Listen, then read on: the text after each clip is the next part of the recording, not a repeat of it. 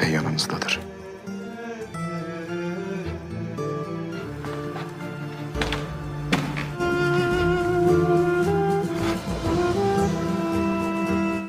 Kita bahas tentang Farid. Kemudian tentang Silahtar Mustafa Pasha. Menurut Wikipedia, Silahtar Mustafa Pasha bukanlah pasangan dari Atike Sultan, karena Atike hanya menikah 3 kali dan tidak ada satupun nama Silahtar Mustafa Pasha di sana. Pernikahan pertama pada tahun 1633 di masa pemerintahan saudara laki-lakinya, Atike menikahi Musahib Caper Pasha. Mereka memiliki anak, tetapi semuanya meninggal saat masih bayi. Cafer meninggal pada tahun 1647 dan masa pernikahan mereka hanya 14 tahun. Kemudian, pernikahan kedua pada tahun yang sama, setelah suami pertamanya meninggal, Atike langsung menikah dengan Koca Kenan Pasha. Namun tak lama kemudian, meninggal pada tahun 1652. Jadi usia pernikahan dengan suami kedua hanya 5 tahun.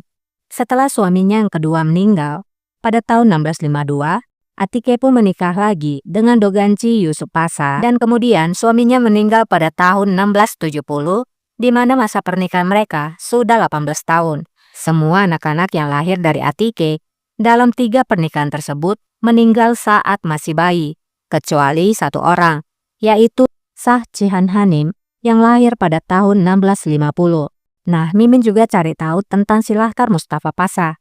Silahtar Mustafa Pasha lahir pada tahun 1609. Ia adalah pendiri dari Karapanserai. Silahtar menjadi bagian dari lingkaran dalam Pangeran Murad dan menjadi terkenal saat Pangeran Murad telah menjadi sultan. Silahtar pun naik ke pangkat menjadi kepala senjata. Ia pun berperan aktif dalam penaklukan dan berpartisipasi dalam ekspedisi Revan dan juga Baghdad pada tahun 1635 dan 1638. Ia kemudian diangkat sebagai wazir kedua dalam perjalanan ke Revan dan diangkat sebagai laksamana selama pengepungan Baghdad. Akan tetapi, nasibnya berubah pada masa pemerintahan Sultan Ibrahim yang naik tahta setelah Sultan Murad meninggal muda pada tahun 1640. Kemudian, Silahtar pun dipindahkan dari ibu kota dan diangkat pertama kali ke Budin, lalu kemudian diangkat ke gubernur Rumelia. Dan ia pun kemudian dieksekusi di Kastil Timisoara, yaitu pada bulan April 1642, berdasarkan keputusan dari Sultan Ibrahim. Diperkirakan konfliknya dengan para negarawan terkemuka pada masa itu berpengaruh pada eksekusinya. Jadi artinya tidak sama dengan series ini, di mana dalam sejarahnya raja lain terlebih dahulu meninggal, kemudian dirinya. Pada masa pemerintahan Sultan Ibrahim, Silahtar Mustafa Pasha adalah seorang negarawan yang kaya. Dia mengumpulkan kekayaan yang cukup besar semasa hidupnya. Jadi penyebab eksekusinya adalah tuduhan terhadapnya bahwa ia menggelapkan harta benda negara. Jadi, sama seperti Mehmet Pasha, ia juga mati karena tuduhan atas uang suap. Informasi tentang Karapanserai juga dapat ditemukan dalam karya Khatib Çelebi dan Evliya Çelebi. Evliya Çelebi mengatakan tentang bangunan tersebut, di mana Karapanserai yang paling megah di Malatya adalah penginapan Silahtar Mustafa Pasha yang disetujui oleh Sultan Murad Khan. Penginapan ini memiliki 2 kamar tidur dengan 170 kamar dan gerbang timur dikelilingi oleh kubah. Jadi itu ya guys, sedikit banyak tentang sejarah Faryah dan juga Silahtar. Oke, kita kembali ke cerita lagi.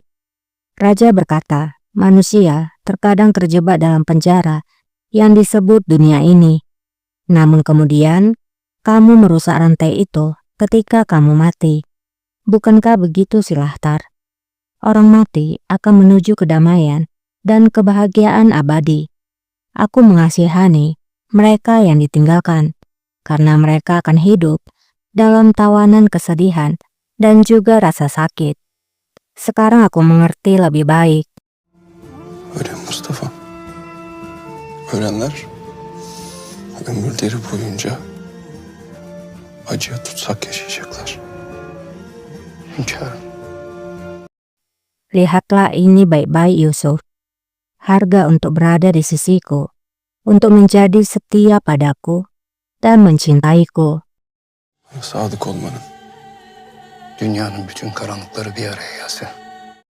Yusuf pun menjawab, jika seluruh kegelapan datang bersamaan, mereka tidak bisa meniup lilin, karena lilin itu adalah api jiwamu, dan kami adalah ngengat api yang berputar di sekitar api. Jika takdir kami adalah terbakar, maka biarlah. Aku harap aku akan merasa terhormat, mati untukmu seperti mereka. Mendengar ucapan Yusuf itu, membuat raja merasa bahwa ia memiliki teman, dan raja pun memegang pundak Yusuf. O mübarek ateşi tavaf eden pervaneleriz. Ne âlâ. Sizin uğrunuzda ölmeyi nasip eyler.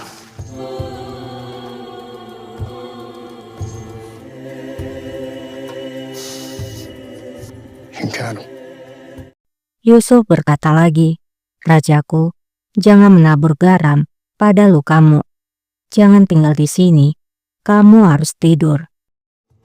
uyumanız lazım.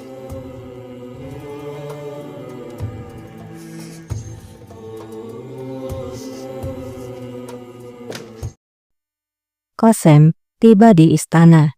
Ia menemui Atike yang sedang bersedih.